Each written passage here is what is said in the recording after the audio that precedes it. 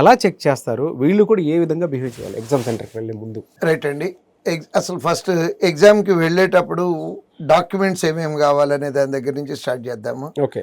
Hall ticket, preliminary అయితే preliminary hall ticket, 2 ఫోటోగ్రాఫ్లు, next మన Aadhaar card original, దాంతోపాటు దాని యొక్క జిరాక్స్.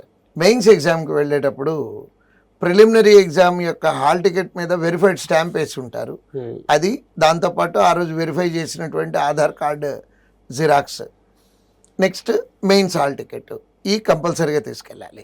లోపలికి వెళ్ళేటప్పుడు టైంకి వెళ్ళాలి.